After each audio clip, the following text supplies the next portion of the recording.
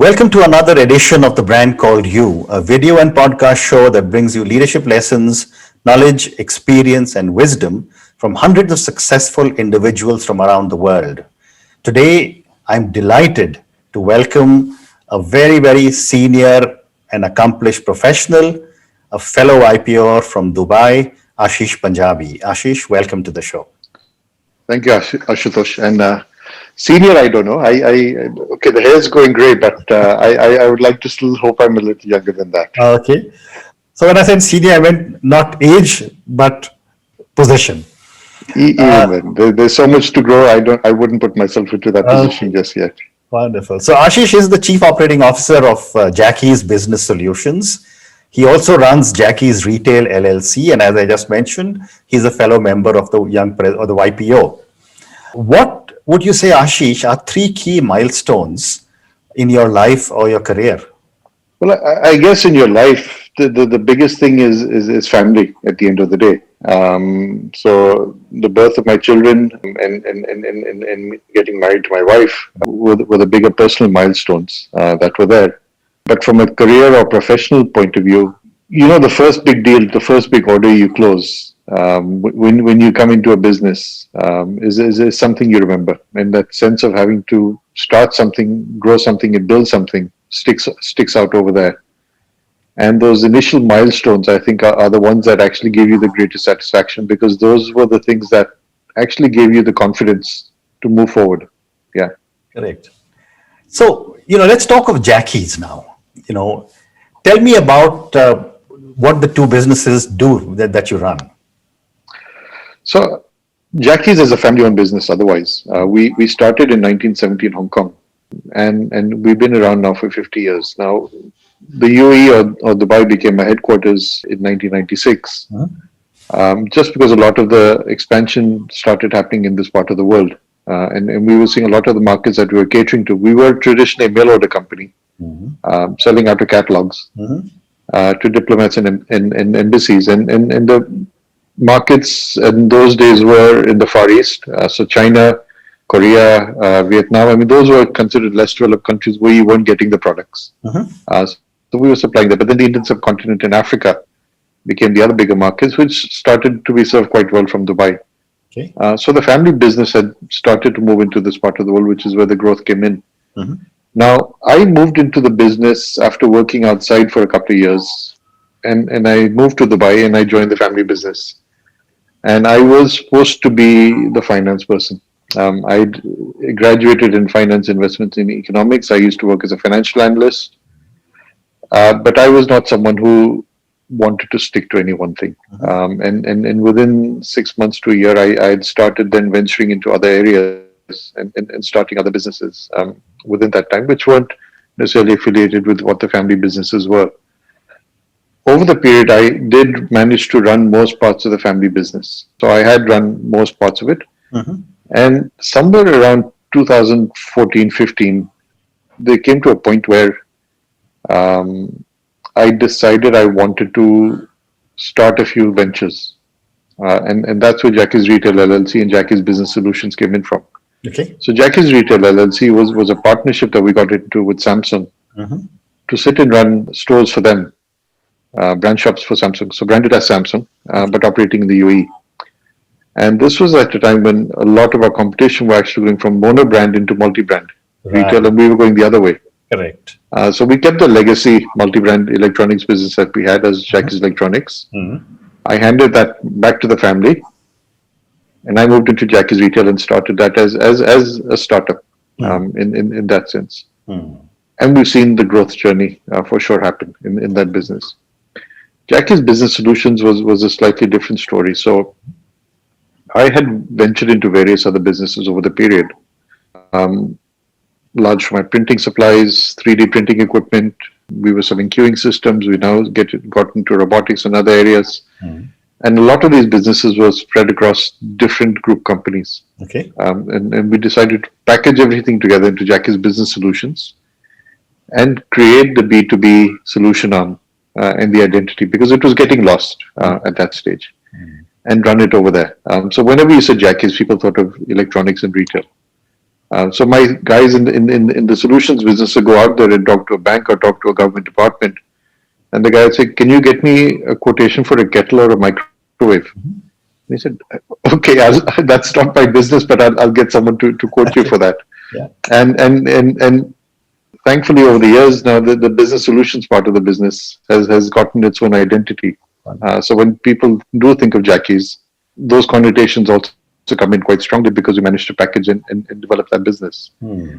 And it takes me to another story which happened many years ago when I was sitting with my dad once, who's the founder of the business. Hmm. And he sort of asked me, he said, "Are you running the businesses you're running because want to do it as part of the family, or do you enjoy running it?" Uh-huh. And like I said, I was running various parts of the family business at different stages of time. I said, "I don't think you realize whatever I'm running today is actually what I wanted to run. The rest I've actually handed back and said others run it." Okay. So I had done that, but in essence, it was always about enjoying what you do and Hmm. and developing and growing those businesses. Very interesting. So it's you're talking of Jackie's. I've been going to visiting Dubai since I think 1989, and I don't think I've ever been to Dubai and not visited a Jackie's store. For something. So Yeah, it's a but very very big brand and established in my mind certainly. yeah, I mean, it was one of those businesses, and again, because of the mail order routes that we had, there used to be diplomats that would come in from all corners of the world, and they would be getting our catalogs. So you would get any new consul general who would come into town from many years would come in and say, "Oh, I know Jackie's. I've been shopping with you for years through a catalog. Now I can actually visit your stores." I agree. So the value of the brand name is something that we hold very dear, because it's taken a lot of hard work to build that brand equity. Agree. And as the next generation, it's our job to preserve it and maintain it, and Very if true. we can grow it. Very true. So before I talk to you about retail, I want to talk a little bit about your Jackie's business solutions.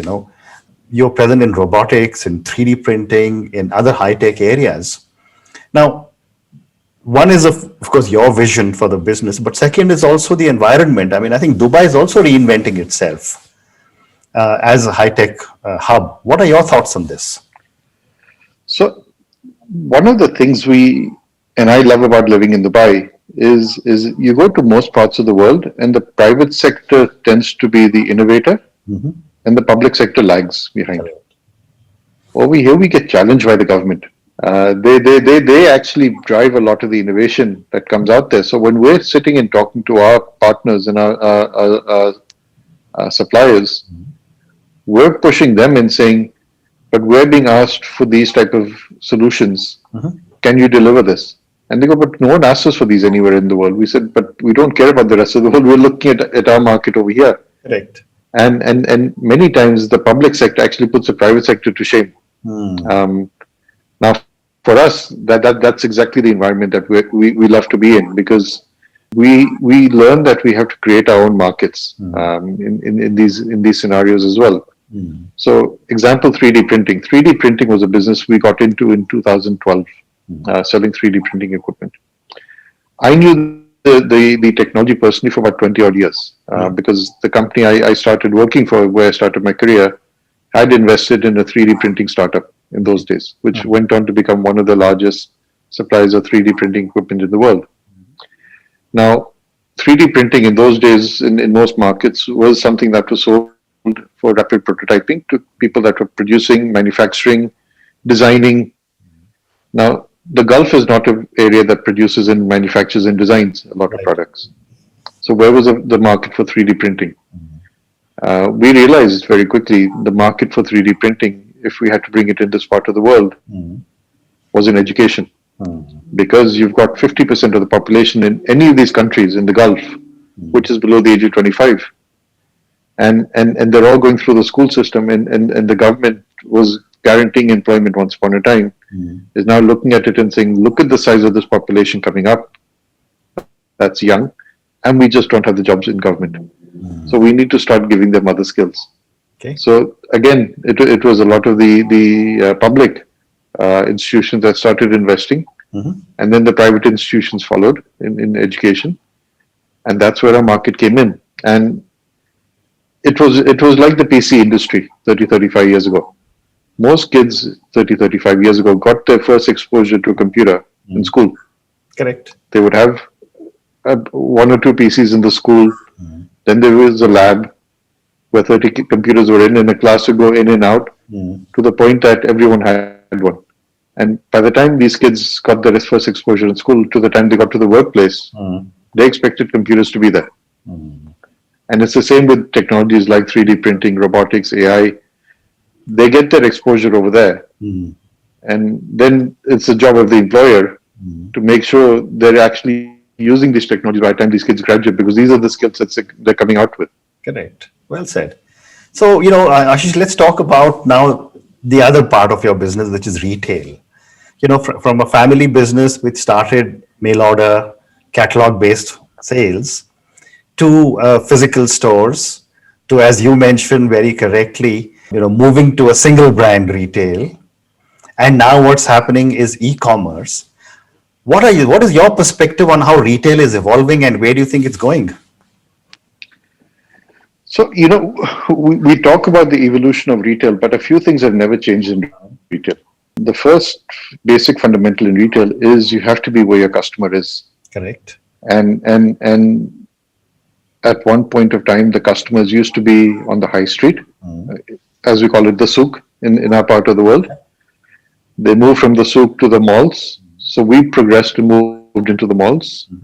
And then they went for the malls online as well. But then they don't only go to one place online. They go to a variety of different online websites, marketplaces, and things of that type. So it is our job as a retailer to be where they are over there. For us, it was quite interesting because like I said, we're a mail order company. So we were selling to customers directly, and we actually went online in the year 2000. So we went online far too early because it was an extension of our mail order business that we started to go online and use the internet in those days. So we were doing this, and this is one of the businesses I was handling in 2001, 2002. So we actually had an internet and CRM division in those days, where we were actually providing these services to multinationals, and we were running their e-commerce for them because they had no expertise in those days. We understood logistics, we understood how to accept a credit card, we understood the last mile part of the business back then. Now, fast forward 20 years, everyone is doing this, and it's become a natural evolution. Correct. And where a lot of people talk about it as a digital transformation, I don't like that word at all. It's always been about business evolution. And retail has been one of those businesses where the investment has never stopped. You always have to keep investing in a retail business. You're either investing in better stores, better people, upgrading your people, better systems, better inventory management, better retail experiences, better CRM systems, better loyalty management systems, e-commerce. And it doesn't stop. You constantly find there's something else that you have to keep investing in. So it's actually a matter of your different priorities and saying, which one do I have to put the money in now at this moment and take it forward. Right. So retail from that perspective never changed. The people who saw it change were the people who stopped investing at some stage and thinking, this is the end point and this is where we stop. If you're actually a true retailer, you kept thinking, where else do I have to go next? Formats changed, where people were changed, the merchandise patterns changed. Correct. And you had to adapt to that. And that actually has just been a constant evolution that keeps happening. Very interesting. Okay. So, now let's talk a little bit about, the family and, 50 years or 60 years that you've been, running big businesses across Asia. What are some of the values that your family stands for and that you bring to your business? So we are fully aware we're a family-owned business, and with a family-owned business, there's certain things that come in that you instill into the business. And Mr. Jacky's always had one saying. We did this exercise maybe about 10, 12 years back. We were putting together a vision, mission statement, and going through our ISO approvals, and we said, we need your inputs on this. And he said, No, you guys take care of it. You manage it as the next generation, and you don't know. We said, no, we need something from you still in it. And he mentioned a couple of words, and we made sure to put those words into all of our statements after that. And that was service from the heart. Wow. He said, as a family, you work with your passion, you work from your heart, and anything we do within the business should be from the heart. And the sense of service that you get, whether it's a retail business, whether it's a B2B business, whether it's a distribution business, we think of it that way. The people who work with us also are family members at the end of the day.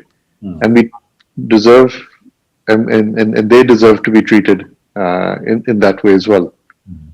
So these are certain values that we bring in. And even till now, Mr. Jacky has been running the business for 50 years. He is someone who will visit the stores on a regular basis. He will be someone who will go to the warehouses on a regular basis. He will stop, he will talk to people, because that's who he is. And I think that gives him the energy to actually see the business grow and develop, and look at the transitions it's been making. Quite amazing. Service from your heart is an amazing kind of concept, and it says it all. And, my follow-up question to that would be that when you are hiring people, what do you look for in them? So you know the greatest satisfaction you have when you hire someone is to see them succeed, and to see them succeed because they've put in the hard work to make that their success. For me, that becomes the biggest sense of satisfaction, more than anything else. And we may take people right at the bottom and grow them to the top. We may get in people halfway through and develop them. But I think there are very few who walk away saying they did not gain from the experience that they got over here. They become better people, they become bigger people as a result of that. And I think for me that's been the biggest sense of satisfaction that I've had, is I've seen the people who've come in, and I've seen where they started. And at times I've even had to tell them, I think you can move on to better things and bigger things, and it's time for you to move on. Okay. And they don't want to move on. And I go, believe me, you're going to want to move on, because your ambitions have to start to develop and grow, and it's not going to happen over here. And at times, if they haven't felt nice about it at the time, and they've come back to me a couple of years later and said, thank you for doing that, because we never realized our potential. And for me, I would like to see people work to their potential and exceed their potential, even if they don't realize what it is. Very interesting. So one more question, related to work before I move to the next segment, which is some questions for you personally. Ashish, this is the age of millennials and the Gen Zs, and they're having an impact in every country across the world. How are these young people impacting the way you do business? And I'm not saying you're not young. I mean, I'm much older. Yeah. No, it's interesting, because trying to work with millennials takes us to realize we need to change in the way we work as well. Yeah. And I've discussed this with people in the education field, and I say, how do you teach these kids? Right. And how do they succeed? And the people who do it well have come back and said, we've had to change the way we teach to make it work with them. Because if you stick to the way you're doing it, it doesn't happen. And I think this is one of the things that we've had to learn also, in terms of how do we lead, how do we manage, and how do we groom them, and how do we grow with them. But also the people who have to then sit and manage them have to go through that change in their approach. And some people struggle. Some people absolutely struggle with it and can't manage that change. Correct. And you need to call them out on it and tell them, listen, it's not going to continue working that way. You have to change the way it happens. And many people eventually do see the light. Now, I think with the next generation that's coming through, they are starting to ask a lot of questions, and they are holding all of us accountable. Questions about things on sustainability are definitely top of mind with them. Consumption patterns, behaviors, the whole concept of ownership, the whole concept of lifestyle are things that come in, and there is something that or there are various things that are valid in what they say, And sometimes we need to take a step back and look at it. But there are times we need to tell them, listen, there are certain values you need to still continue to maintain Correct. and have with you, because certain fundamentals don't change. How we live them may change, but Correct. the fundamentals remain the same.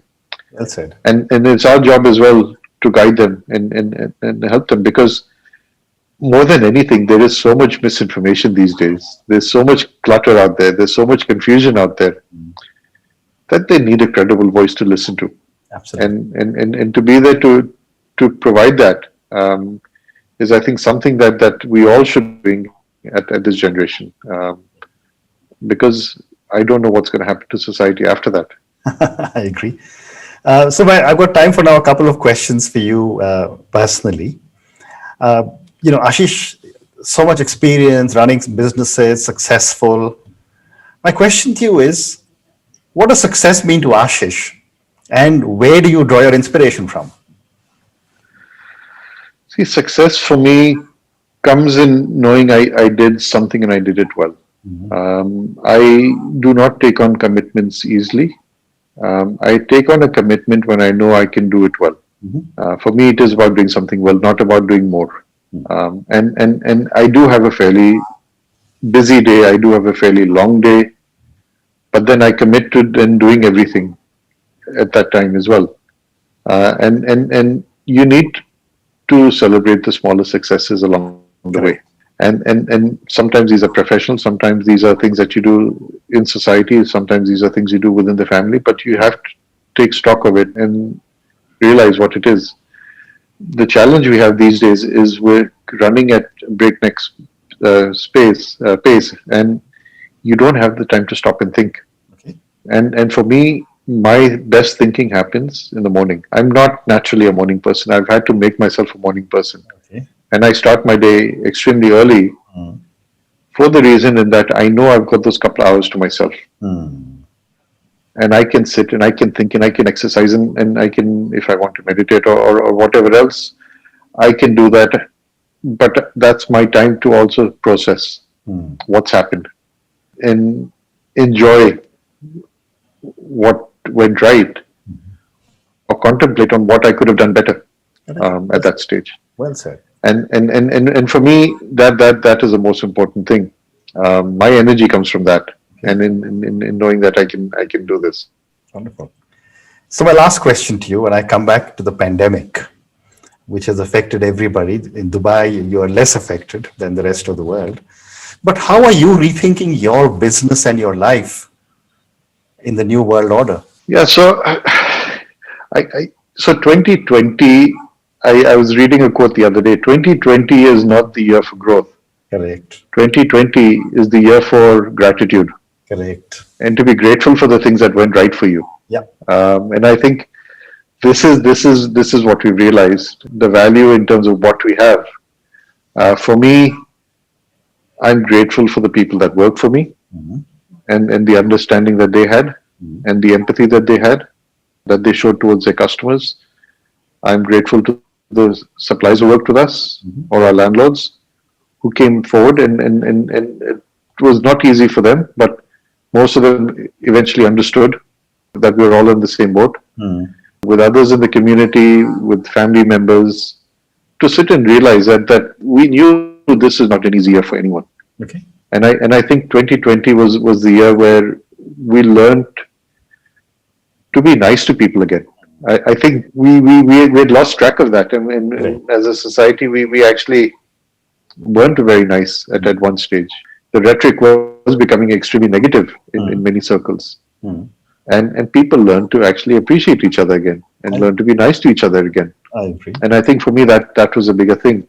From a business perspective, 2020 was also a year where we realized that there is opportunity and there are ways to do things. When there is no rule book and you have to then get on your feet and think, I think it brings out the best in people. And there are collaborations that happened which maybe otherwise wouldn't have happened. There were people who were talking to each other who maybe wouldn't talk to each other. Competitors who would think about how do we work together to preserve the bigger picture. Right. Or suppliers and customers talking closer together.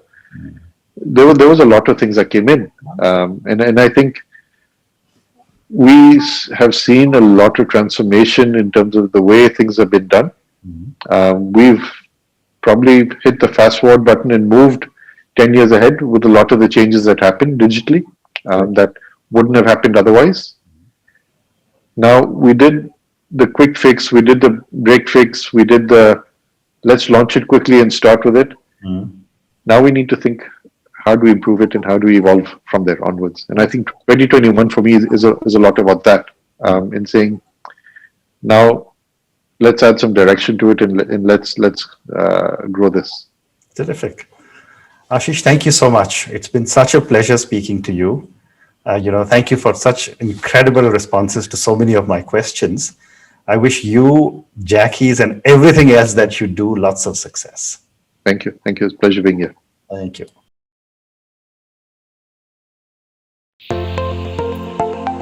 Thank you for listening to the Brand Called You videocast and podcast, a platform that brings you knowledge, experience, and wisdom of hundreds of successful individuals from around the world.